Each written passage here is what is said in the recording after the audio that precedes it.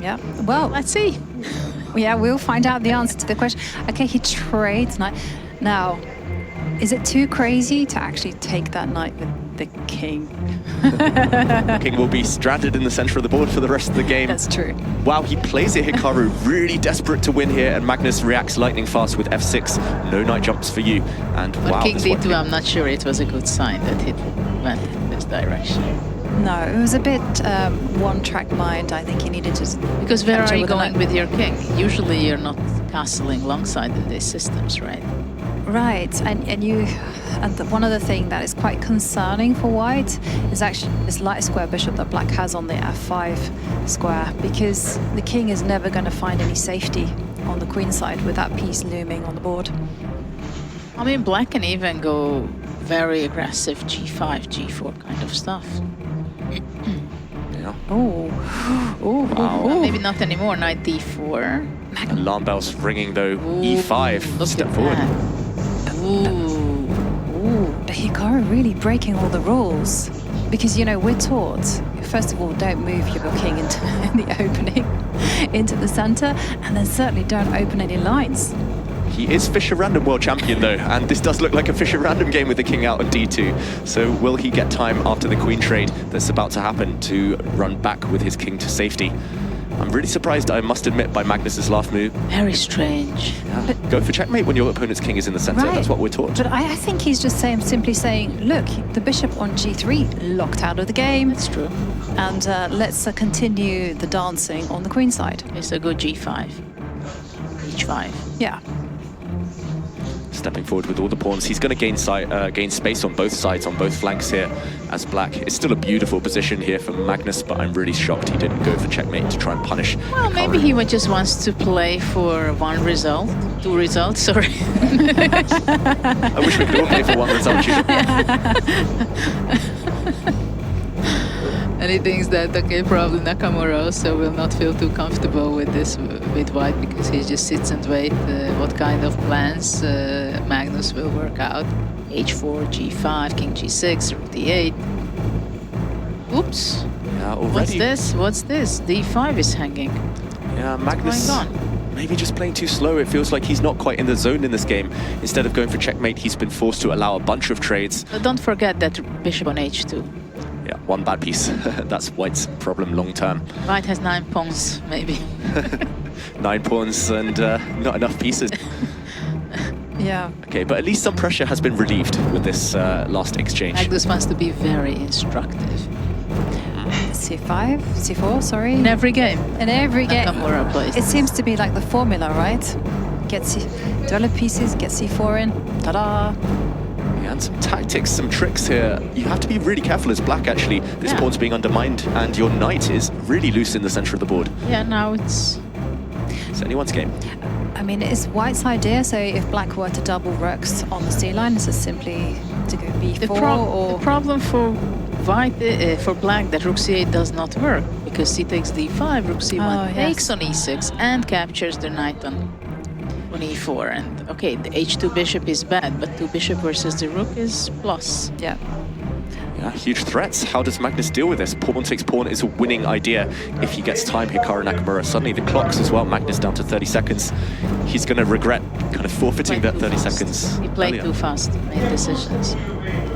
Oh, wow, action. It is all happening. Fire on the board, lots of calculation to be done. And right now, white can go a pawn up in the endgame if they just, if Hikaru here just takes this black bishop with a check and then recaptures on f3, but he's thinking of something else. But if he were to grab that pawn, his bishop on h2 would be saddled there until the end of times. And that's something that is strategically really concerning. Very interesting, this move what Magnus played g4. He's not scared of getting his knight trapped on the edge of the board. I would be slightly kind of worried here if I were Magnus Carlsen. This black knight has no escape squares. That's why Hikaru has stepped forward, f4, taking away the g5 square from black's knight.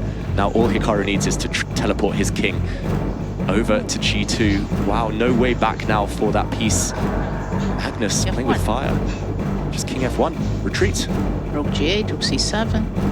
White's playing with an extra piece, essentially. The white king, the white bishop, they are kind of cancelling out the black rook and knight right now. Magnus is totally stuck, totally immobilized. I hate what Magnus has been doing. And there we go, Judith. White's rook is activating. Could we see White just be winning in the next few moves? It's quite a funny setup, having the bishop on h2 and knight on h3. Don't try it at home, that's the problem. Actually, the bishop is coming into the game. But Magnus is wriggling hard, you know. Now the rook has come to g4, h4 is threatened on the board. Because king g2, knight f4 takes h4. Yes. Takes, and then you go h4, you win back the piece, you win back the white bishop at the end. But I don't understand why Hikaru's, there we go, not just activating his rook. You can hit my bishop, but I'll just happily retreat, and the black knight's still trapped for the rest of the game. And Magnus under 20 seconds, and his position is concerning. His position's more than concerning, it might just be lost here. And under 10 seconds, as you say, Yvang, what next? Where's he going with that black king? Really mysterious stuff. He can barely move, and now Nakamura's just going pawn hunting, going for black's pawns on the queen side. Grab them, why not? Well, how many seconds? 15 seconds for Hikaru. And he's taken some time out just to see whether he can grab the pawn and... Wants to go king g4. But now what? Knight f2, king h3. He has his magic ideas. This is the definition of magic, Judith. Look at what he's done. The black king has crept into the position. He's going for the win, Magnus, if he can get his king into the f3 square. Hikaru has to pull the brakes, and he has to do it now. He's a piece up, Hikaru, but White's bishop is so trapped. And the clock is ticking down, and the king has come to f3. Wow. What a resource by Magnus. Oh, the pawns are disappearing. Still some checkmate threats. Black's e-pawn threatening to come forward. And look at the clock. Both players, seconds left. Indecision there from Magnus. King f4. He's just not taking a free pawn there, it feels like. Okay, but he can go back in. Now. Magnus has got to draw up his sleeve if he wants it, it feels like. He can bring his king across. Hikaru's just repeating now, bringing his rook, trying to give a check. Hey, Magnus takes the pawn. Black has to be the favorite here, Judah. Well, those two extra pawns, f4, f3, nothing will stop him. f3. Keep pushing. No, go three times around still. It's just repeating moves here. Gaining time on the clock. The players do have a 2-second increment, but he's stuck. How can he break through here, Magnus Carlsen? King f3 and it's gone. Ooh, he's e2, curled up into a ball. e2 and rook b1. Judah, I think you spotted a direct win there. He's still going to find it though, Magnus Carlsen. He's got 3 pawns now, the b-pawn running. Hikaru is about to resign. 3 pawns is too much. Very relaxed, Magnus, just sitting. What kind of h3 knight he had? And, I mean, oh my God, what a game. What a turnaround. I mean, this just goes to show it's all about holding the nerves when the clock is ticking down on its final seconds. And here comes f3. Oof. What's that? What's that? F2. Do anything at this point. Pawns are rolling. Black is about to win. And Hikaru offers his hand. What a painful loss.